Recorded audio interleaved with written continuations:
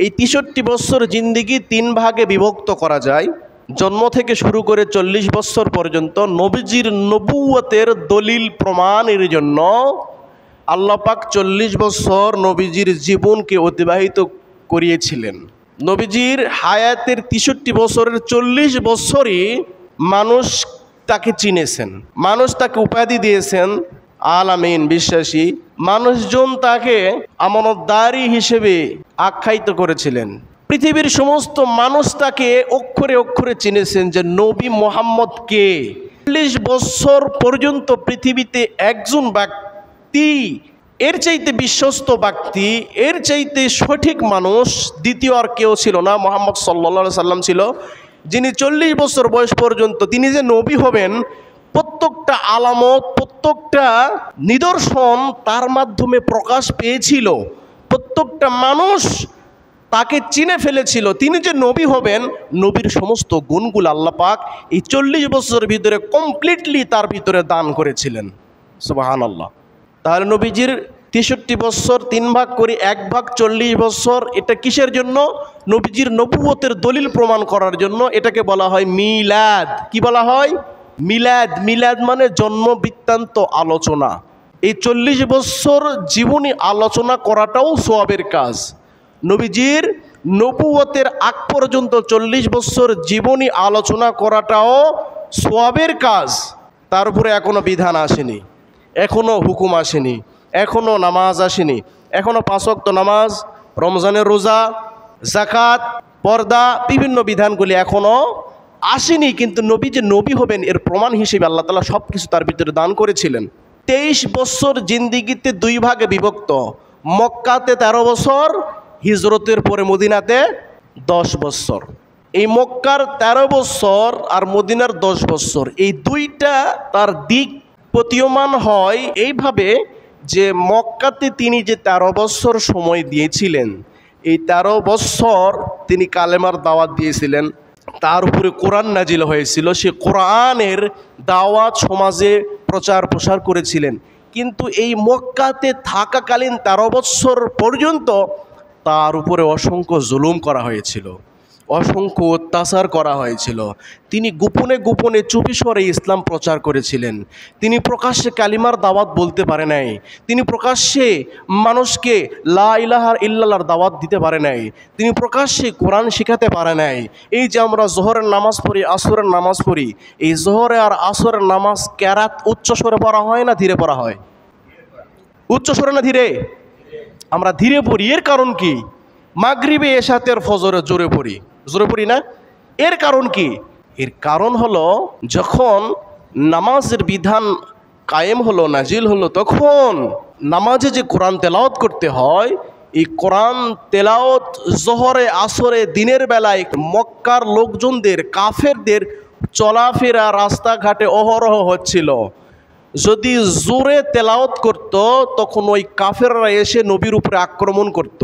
জোহরে, আসরতে, দিনের বেলায় যখন জোরে তেলাওয়াত করত নামাজে কোরআন, তখন কাফেররা এসে আক্রমণ করতো। আপনারা এমনও শুনেছেন যে উটের পচা নারী ভুঁড়ি নবীজির উপরে উঠায় দেওয়া হয়েছিল। নবীজি সেজদায় গেছে, পচা নারী ভুঁড়ি কাফেররা নিয়ে এসে নবীজির উপরে উঠায় দিয়েছিলেন যেন সেজদা থেকে মাথা উঠাতে না পারে।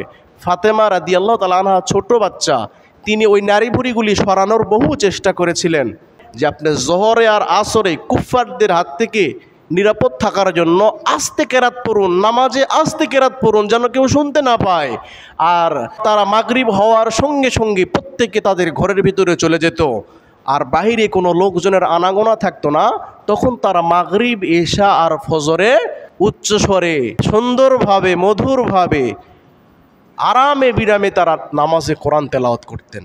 তো এই ১৩ বছর নবীর উপরে তারা জুলুম করেছিল, অত্যাচার করেছিল। নবীজি কিন্তু ১৩ বছর ভদ্রতার পরিচয় দিয়েছিল, নম্রতার পরিচয় দিয়েছিল, কারো উপর আক্রমণ করেনি। এই ১৩ বছর মক্কি জীবনে কাউকে আঘাত করেনি, কারো উপর অত্যাচার করেনি। তাকে অত্যাচার করা হয়েছিল, সে প্রতিহতও করেনি পর্যন্ত। সে শুধু জুলুম সহ্য করেছে, অত্যাচার সহ্য করেছে, তিনি মানুষের চাপ সহ্য করেছে, কাউকে অত্যাচার করেনি। কিন্তু মক্কার লোকজনের চাপে অতিষ্ঠ হয়ে যখন মদিনায় চলে গেলেন, এই মদিনার 10 বছর জীবনী সে প্রায় সশরীরে 27টা যুদ্ধে অংশগ্রহণ করেছিলেন এবং যুদ্ধের ময়দানে যুদ্ধ করেছিলেন। তাহলে মক্কার জীবনী নর্মাল প্রেসক্রিপশন, নরম জীবনী, আর মদিনার জীবনী সে যুদ্ধে অংশগ্রহণ করেছিল। অর্থাৎ ইসলামে যে একটা জিহাদকে অপব্যাখ্যা করা হয়, মনে হয় যে জিহাদ করে সে জঙ্গি, যে জিহাদ করে তাকে জঙ্গি হিসেবে পশ্চিমারা আখ্যায়িত করে। কিন্তু জিহাদ মানে জঙ্গি নয়, অপারেশন মানে রোগীকে মেরে ফেলা নয়, বরং নবীজি মক্কার 13 বছর জীবনের নর্মাল প্রেসক্রিপশন করেছে। মেডিসিন ডাক্তারের কাছে যখন আপনি যাবেন, তখন আপনাকে মেডিসিন ডাক্তার নর্মাল প্রেসক্রিপশন করে আগে দেখবে আপনার অসুস্থতা কন্ট্রোলের ভিতরে আসে কি না। যদি এই নর্মাল প্রেসক্রিপশনে, নর্মাল ঔষধে আপনার অসুখ যদি কন্ট্রোলে না আসে, তখন তাকে আপনাকে বিভিন্ন পরীক্ষা নিরীক্ষা করার পরে দেখবে যে আপনার ভিতরে টিউমার আছে, অপারেশন করতে হবে। এই টিউমারকে অপারেশন করার জন্য কি কোনো ডাক্তারকে বলা হয় ডাকাত? কোনো ডাক্তারকে বলা হয় সন্ত্রাস? বলা হয় না কেন? ডাক্তার আপনার অপারেশনের মাধ্যমে টিউমারকে অপসারণ করে আপনাকে সুস্থ করতে চায়, ঠিক কি না? ডাক্তারকে কেউ তো সন্ত্রাস বলে না। যদি আমি আপনার পেটের ভিতরে এখনই ছুরি ঢুকে দিয়ে পেট কেটে দেই, তাহলে আপনি আমাকে কি বলবেন? সন্ত্রাস বলবেন। ডাক্তার করলে বলবেন না কেন? আপনাকে সুস্থ করার জন্য সে আপনার অপারেশন করতেছে, আপনি যেন পৃথিবীতে বাঁচতে পারেন, সুস্থ থাকতে পারেন। ঠিক তেমন মক্কার 13 বছর জীবনী নর্মাল প্রেসক্রিপশন নবীজি করেছেন। মক্কাতে দাওয়াত দিয়েছেন, ইসলাম প্রচার প্রসার করেছেন, অত্যাচার সহ্য করেছেন, কাউকে কিছু বলে নাই, নর্মালি পার করে দিয়েছেন। যখন মদিনাতে গিয়েছেন তখন তিনি অপারেশন করেছেন এবং এই অপারেশনে আল্লাহ রসুল জিহাদ করে যুদ্ধ করে সাকসেস হয়েছে। মদিনার জীবনে 10 বছর থাকার পরে তিনি মক্কা বিজয়ী করেছেন। সুবহানাল্লাহ। তিনি মক্কাতে দিন প্রতিষ্ঠা করেছেন, তামাম পৃথিবীতে তিনি ইসলাম প্রচার প্রসার করেছেন, ইসলামকে প্রতিষ্ঠা করেছেন। তিনি যদি মক্কার মতো মদিনাতেও নরমাল থাকতো, এই দিন প্রচার হতো। জিহাদের একটা বিষয়, জিহাদ মানে কি? মানুষের অধিকার প্রতিষ্ঠিত করা। জিহাদ মানে সন্ত্রাস নয়, জিহাদ মানে মানুষের অধিকারকে এই জমিনে প্রতিষ্ঠিত করা। আজকে আমরা আল্লাহর আইনে ভয় পাই, আল্লাহর আইন, শরিয়া আইন, এই শরিয়ার আইন আমরা ভয় পাই। আজকে আপনি আমাকে খুন করেছেন, আমার পরিবার 10 বছর 15 বছর পর বিচার পাবে কি না এটা সন্দেহ আছে। আমাদের নওগাঁতে একটা রায় আসলো, 10 সালের ঘটনা, ধর্ষণ এবং হত্যা। 25 সালে রায় আসলো কি? মৃত্যুদণ্ড। 15 বছর পর একটা রায় আসলো। আর ইসলামী শাসন ব্যবস্থা, ইসলামী শরিয়া ব্যবস্থা কি বলে? আপনি আমার মেয়েকে ধর্ষণ করে খুন করেছেন, আপনার 4 জন সাক্ষীর মোকাবেলায় সমস্ত আলামত পাওয়ার পরে জনসম্মুখে সকলে পাথর মেরে হত্যা। এটা নাকি কঠোর আইন, এর চাইতে সহজ আইন আর পৃথিবীতে নাই। বরং পশ্চিমাদের আইনে, আমাদের দেশ যেভাবে চলতেছে এই আইনে কোনো দিন ধর্ষক কমে না, সন্ত্রাস কমে না, বরং বৃদ্ধি পায়। আর প্রকাশ্যে আপনি একজন ধর্ষককে প্রকাশ্যে হত্যা করবেন, পরের দিন থেকে বাংলার জমিনে আর ধর্ষক খুঁজে পাওয়া যাবে না।